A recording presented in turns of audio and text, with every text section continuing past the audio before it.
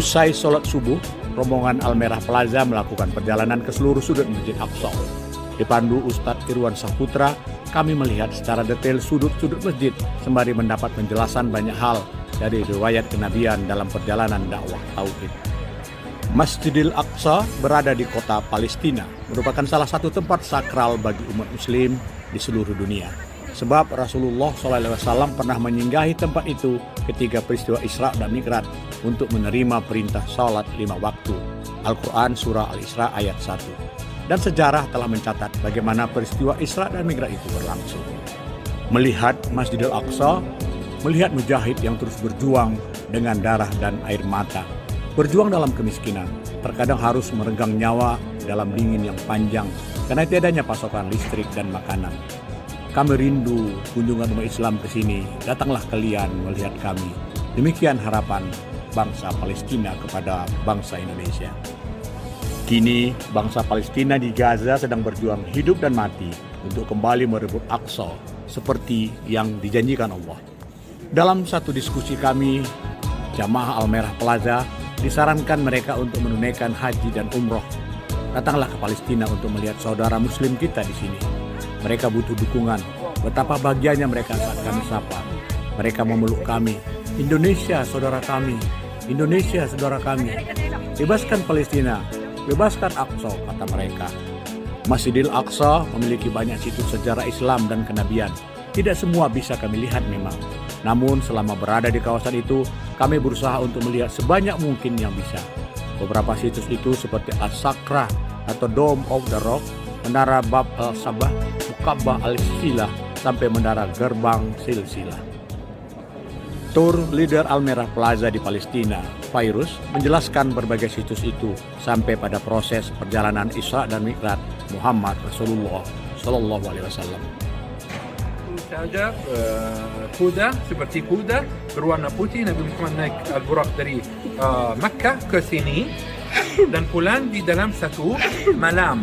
Itu mukjizat Al-Isra wal Mi'raj. Karena kalau orang Arab mau dari Makkah ke sini naik kuda, naik unta, nanti pulang sebagai pedagang, yani perjalanan makan waktu 1 bulan.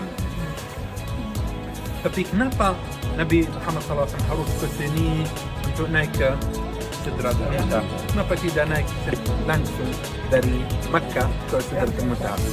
Dari langit dan bumi, Bapak Ibu, ada banyak pintu, banyak terowongan. Pintu-pintu itu dipakai dulu oleh malaikat dan jin saja. Setelah Nabi Muhammad dilahir, jin tidak bisa pakai pintu-pintu itu lagi, hanya dipakai oleh malaikat.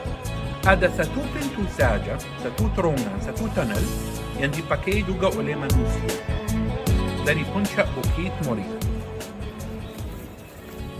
Yani kalau ada manusia Nabi harus diangkat ke surga, ke langit, harus dari puncak Bukit Moria. Itu terowongan yang ke langit. Sekarang orang Yahudi tahu itu, karena itu mereka menulis surat-surat kecil, masukkan ke dalam celah-celah batu. Mereka percaya bahwa di sini itu pintu masuk ke langit. Allah mendengar doa mereka lebih cepat daripada yang lain. Karena itu semua presiden yang mengunjungi Israel harus ke tembok ratapan, menulis surat doa dan masukkan ke dalam celah. Lionel Messi ke sini, karena itu Argentina berhasil di itu karena doanya. Jadi mereka percaya bahwa dari sini itu pintu masuk, seperti orang Muslim ini, bahwa dari puncak Bukit Moria ada pintu ke surga. Jadi setelah Nabi Muhammad ke sini, dia dari surga minta salat, kembali lagi ke sini, salat sebagai imam bersama 124,000 Nabi menghadap ke batu. Semuanya menghadap ke batu. Orang percaya bahwa Al-Buraq itu diikat di sini sebagai tempat parkir, walaupun saya percaya bahwa Al-Buraq itu bukan binatang yang biasa. Kalau tidak diikat jalan, yang Nabi Muhammad SAW kembali lagi ke sini tidak mendapat Al-Buraq, bagaimana pulang? Itu hanya tradisi umurnya 800 tahun bahwa Al-Buraq diikat di sini karena itu dinamakan Masjid Al-Buraq. Di sini Bapak Ibu sebelah kiri kelihatan tembok ratapan dari dalam. Itu tembok ratapan dari dalam. Tour guide Al-Merah Plaza Fairuz juga menjelaskan seputar prosesi ibadah di dinding ratapan. di mana banyak kaum Yahudi melaksanakan kegiatan ibadah di situ. Di balik daripada dinding ratapan itu adalah Masjid Al-Aqsa itu sendiri. Allah dihancurkan oleh tentara Romawi. Jadi tembok ratapan ini sama tembok barat Al-Masjid Al-Aqsa yang kelihatan dari dalam. Kubah hitam itu Masjid Al-Buraq yang kecil. Yang besar itu Masjid Al-Qibli atau Jama' sama. Sekarang orang Yahudi percaya bahwa pintu ke surga di puncak bukit Moria di dalam kubah kuning dan mereka salat menghadap ke bukit Moria. Ini sekarang berdiri salat menghadap ke Al-Aqsa.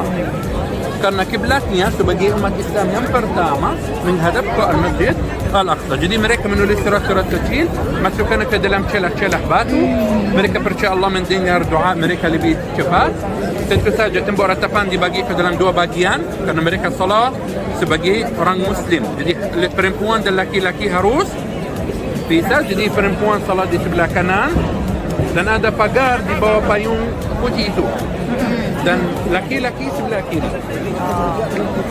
Jembatan kayu ini oleh wisatawan Nasrani saja yang mengakseskan pintu dan keluar. Dari Masjid Al-Aqsa, Saiful Hadi bersama Al Merah Plaza melaporkan.